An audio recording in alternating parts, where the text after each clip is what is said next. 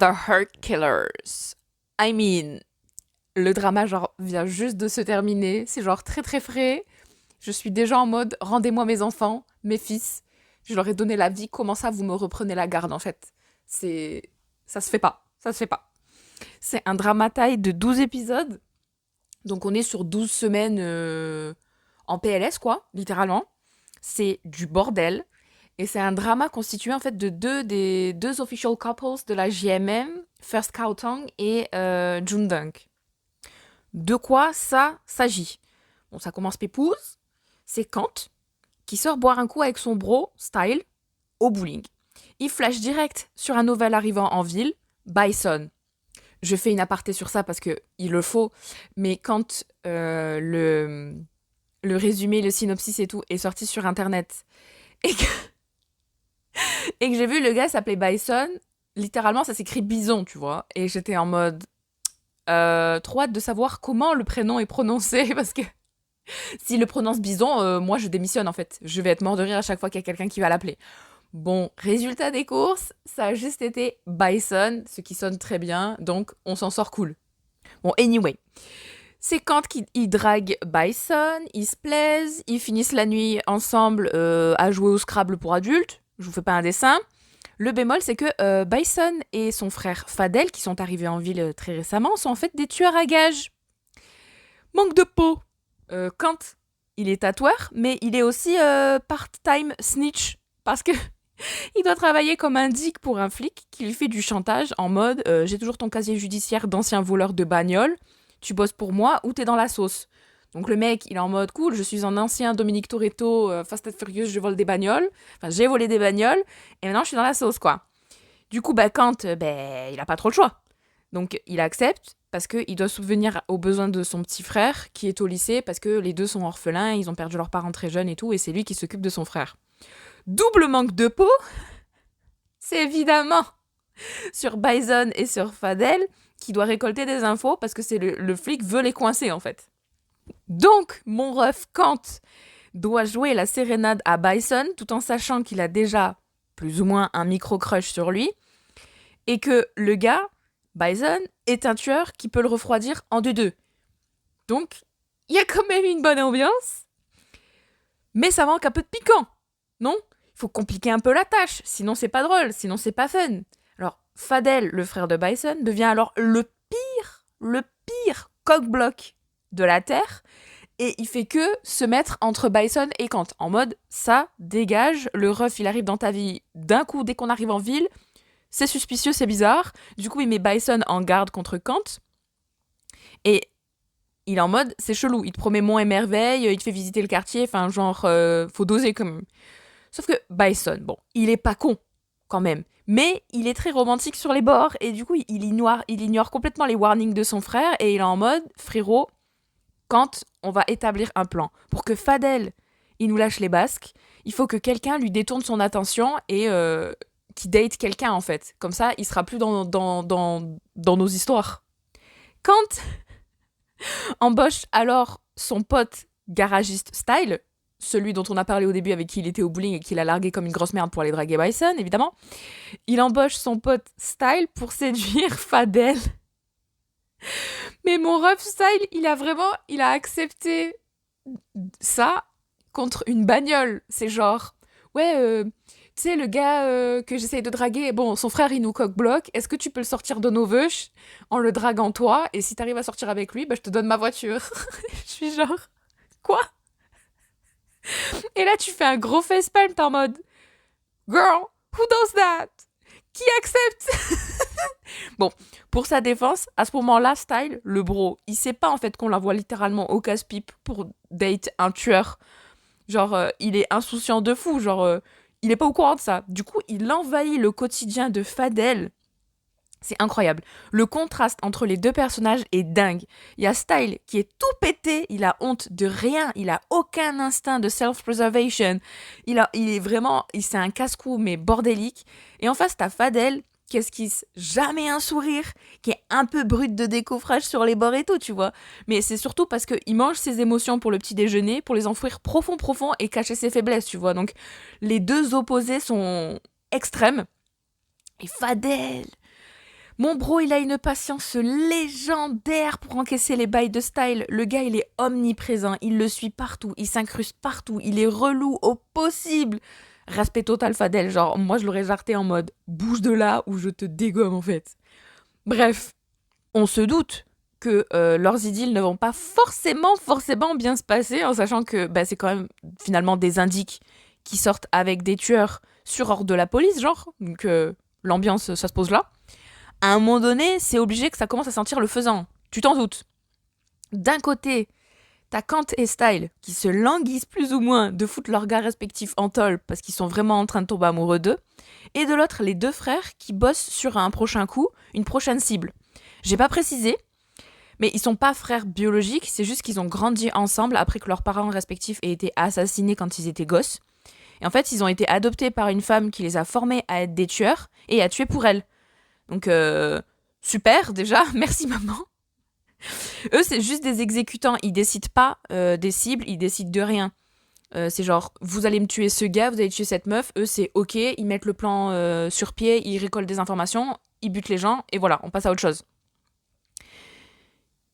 Et donc, en enquêtant sur leur prochaine cible désignée par la daronne, ils découvrent des dossiers avec des photos d'eux avec leurs parents. Et en fait, le gars en question, c'est celui qui est responsable des assassinats de leur daron. Et alors du coup, les fistons, ils sortent les crocs et ils sont prêts à le dégommer, mais alors bien comme il faut, hein. Ils préparent leur coup. Et de l'autre côté, t'as Kant et Style qui ont des sentiments partagés parce que les frères vont se faire choper par les flics. Du coup, eux sont libérés de leurs obligations envers les 10 flics. Mais en même temps, ils veulent pas que leur gars se barre trop vite parce qu'ils veulent passer encore des moments avec eux. Ils veulent profiter de leur mec encore un peu. Et du coup, la veille du coup, ils passent une soirée ensemble. Les deux couples sont en date de leur côté. Et genre, c'est fou de voir à quel point, en si peu de temps, leur amour est en réalité hyper profond. Le sourire par pitié. Le sourire de Fadel au concert de métal avec Style. Est-ce qu'on en parle ? Ma fragilité, mon fils, ma bataille, ma mort, mon tout petit qui sourit, j'ai la larme à l'œil en fait. Genre, le gars il sourit jamais, et là il était au summum de... Il était trop heureux, il fait confiance à personne, et là il avait Style avec lui, et j'étais, ah non, c'est trop pour moi. Anyway, la tentative d'assassinat, elle foire, mais alors en beauté, alors que les flics ils sont en planque exprès pour les coincer, prêts à les cueillir, tu vois, ils sont là, ils sont en stand-by et tout, ça foire.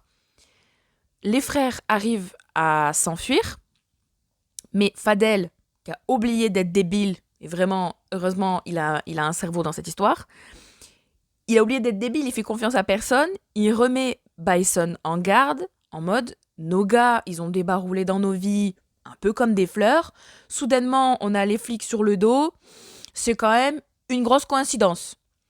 Vous et moi, on sait que c'est vrai, qu'il a raison, mais en voyant comment ils ont changé au contact de leur gars, t'as la chiale de te dire que il a raison et que en fait ils sont en train de sortir avec des grosses pookies.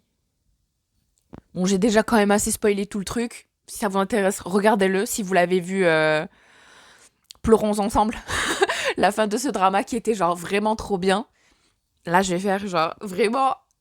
Je vais parler des scènes que j'ai trop kiffé, mention spéciale, parce qu'il y en avait tellement des iconiques. Je peux pas tout dire parce que je me rappelle pas forcément de tout, mais qui me reviennent comme ça, c'est genre la scène où Bison, il fait un flanc à Kant parce que Kant ne lui a pas dit que c'était un ancien voleur de voiture.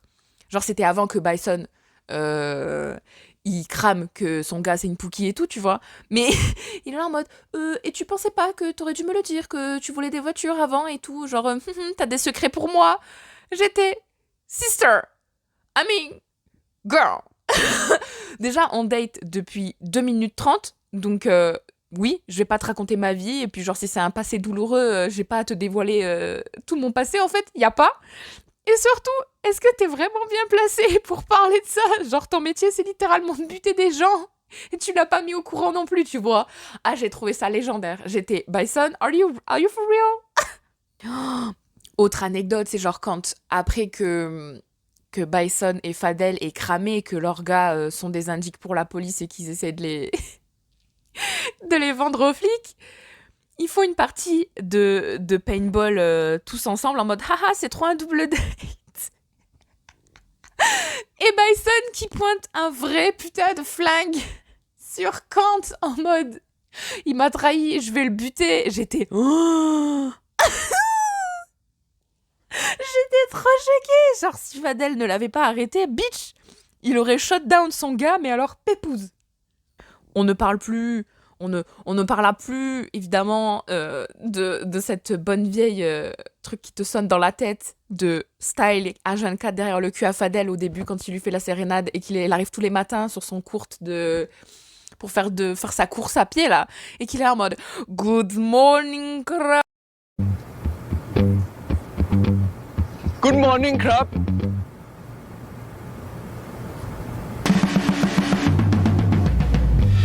Genre, on l'a tous eu en tête à un moment donné dans nos journées à cause de lui, tu vois. Je l'ai déjà dit, mais je vais le redire. Fadel qui porte Style sur ses épaules, qui s'éclate un maximum et qui rigole des bêtises de Style au concert de métal. Mais c'était l'épitome de la romance. Genre, je savais que j'allais avoir le cœur brisé en 6000 après quand il allait apprendre la vérité. Et c'est exactement ce qui s'est passé. Genre, Fadel qui apprend que son gars c'est une grosse balance. Enfin, officiellement, en vrai, Style, c'est pas une balance, c'est une balance par alliance. Il s'est retrouvé dans cette situation vraiment en mode mais moi, j'ai pas voulu, en fait. Moi, littéralement, je voulais gagner une voiture. Je suis sortie avec un mec. Et après, j'apprends que c'est un tueur. Merci, bonsoir, quoi. Donc, en vrai, Style, c'est pas une pouki. Oui, Style, c'est pas une pouki, mais on va dire que quand même. Et quand Fadel l'apprend, tu te dis, oh là là là là, c'est lui qui est le plus froid des deux frères. Il va le buter, en fait. Il va faire disparaître son corps en mode disparitus Style. Ciao, ciao, ça dégage. Et quand il apprend le truc, il rentre dans le restaurant où il y a Style, il lance de la musique, il commence à danser avec lui, il le regarde dans les yeux, il lui dit je pense que je suis vraiment tombé amoureux de toi, il le prend dans ses bras pour pas que Style voit la larme qui coule sur sa joue. Ah non, j'ai cru mourir. J'étais en mode, il commençait enfin à s'ouvrir à nouveau après son histoire avec son ex, et là, bam, on lui rebrise le cœur. Ah, j'étais en miettes. La scène où il y a un ancien plan cul de Kant qui débaroule au shop, à son shop de tatoueur, et que Bison le voit parce que genre il apporte un burger à Kant et qui lui lâche fais gaffe à ce que je recroise pas un de tes one night stands parce que non seulement tu pourrais faire une croix sur mes burgers, mais en plus tu pourrais très bien en devenir un toi-même. J'ai tellement chialé de rire, genre la tête à Kant, il est en sueur. Parce qu'il sait que c'est pas des menaces en l'air et que son gars peut vraiment le dégommer. Et du coup, quand Bison va voir le dit ex-plan cul pour régler les comptes avec lui parce que le gars en question faisait que les suivre partout et que Bison est en mode tu prends tes putains de clics et tes putains de claques et tu quittes la ville, je veux plus te voir. Et quand il est en flip, en mode je crois mon gars il a buté mon ex. Oh, c'était tellement drôle. La scène au bowling où, alors qu'ils sont pas encore officiels, ils ont une espèce de rendez-vous au bowling Kant et Bison, mais Kant a du retard. Girl. Et que, entre-temps, Bison s'est fait draguer par un autre mec. Et que quand il débaroule en mode territorial, genre ça dégage, c'est mon gars, de où tu t'approches? Et qu'en fait, le gars en question, c'est un pote à lui qui paye exprès pour pouvoir faire le territorial avec Bison et que Bison soit touché en mode oulala, il me fait la sérénade, il fait le jaloux. J'étais non, je vais mourir, c'est beaucoup trop drôle. Genre, j'adore ce genre de scénario. Arrêtez. Ou genre la scène au bowling, encore, on a passé le drama au bowling en fait, je me rends compte là, où il y a un gars qui veut planter son ex-meuf et que du coup pour la défendre et gérer la situation en même temps, Fadel intervient en mode c'est moi son nouveau gars alors décale, tu vois, pour la protéger. Et que ça, il sort sa tête en mode non, t'es mon gars à moi. En mode il est jaloux et j'étais genre girl, is that the right time? Le gars il a un couteau à la main, il est prêt à slash tout le monde et toi t'es là non, Fadel, c'est avec moi que tu sors s'il te plaît. Fadel, oh non, Fadel qui apprend la vérité que Style a accepté de le séduire, parce que du coup, donc, ils apprennent que c'est des indices, qu'ils ont envie de les dégommer, il y a du kidnapping au milieu, ça part en steak, finalement, il y a réconciliation et tout, et Style qui avoue à Fadel qu'il a accepté de le séduire sur idée de Bison et compte juste pour une bagnole.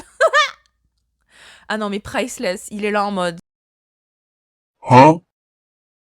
Huh? mes frères, mais t'es pas sérieux en fait. Genre, t'es un vendu. Mais genre, pire qu'un vendu pour les flics, t'es juste un vendu tout court, une bagnole en fait. Ah non. Moi, je remets en question mes choix de vie là, hein. Vraiment en mode, je suis amoureux de ce gars là, pour de vrai. Aïe, c'est bon. Bison qui dégomme le ref en prison, qui essaye de faire de lui un peu sa petite pute de prison, tu vois. Et genre, il le dégomme avec une bassine de WC en mode non mais attends, c'est pas parce que je suis mignon que je me laisse emmerder en fait. Oh putain. En fait, c'est ça qui est assez exceptionnel, c'est que tu vois la dynamique Fadel Bison, d'ailleurs, gros cœur sur cette fraternité qui est incroyable. Genre, ils sont pas frères biologiques, mais ils ont une vraie relation de frères que j'ai adoré tout le long du truc. C'est magique, c'est trop beau. Genre, ils se soutiennent, ils se chamaillent vraiment comme des vrais frères, tu vois. Et genre, j'ai adoré. Mais c'est surtout la différence des personnalités des deux qui est folle parce que, genre, t'as Bison, genre, looks like a cinnamon roll but could literally kill you. Et à côté, Fadel, looks like he could kill you and is actually a cinnamon roll. Il y a les opposés total. Et genre, Bison, il est trop cute, il est trop mimes avec ses grands yeux. Et genre, c'est le petit frère. Donc il est là en mode ah oui, moi j'ai envie de croire en l'amour et de quitter mon job de tueur pour vivre une idylle et tout. Mais genre, le mec, tu le chauffes, il est en mode clic clic bang bang, il déglingue tout. Et d'un autre côté, Fadel, littéralement, mais il est aussi chaleureux de manière au niveau physique extérieur, je parle là. Il donne vraiment l'apparence d'être aussi chaleureux qu'une porte de prison. Genre, tu le vois, le gars, il sourit pas, il esquisse jamais une expression faciale. On dirait qu'il a envie de déglinguer tout le monde dès qu'on lui parle. Et à côté de ça, c'est un lover boy qui est énamouré et que dès qu'il est amoureux, enfin, tu l'as perdu, quoi. C'est un teddy bear. Et j'étais, mais non, mais vous êtes excellent. Et Fadel qui fait que protéger son petit frère, en fait, parce que littéralement, il sait que son petit frère, il peut partir dans tous les sens. Et c'est véridique, c'est pour ça qu'ils ont déménagé et qu'ils arrivent dans la ville de Kant et Style, en fait. Il sait que son petit frère, il peut partir dans tous les sens, faire n'importe quoi, et il est là, genre, pour veiller sur lui et le gérer un peu, parce que c'est lui qui fait le grand frère. Et j'étais, non, votre dynamique, elle est incroyable, parce que t'as tellement d'amour entre eux. Enfin, genre, quand ils sont... Oui, spoiler alerte, ils finissent en prison, à un moment donné. Quand Fadel lui fait un muffin d'anniversaire pour l'anniversaire à Bison. Mais c'est hyper touchant, c'est trop beau. Et ils sont en mode « Oh, best brother in the world !» Et j'étais en mode... Genre la scène où... Spoiler alerte.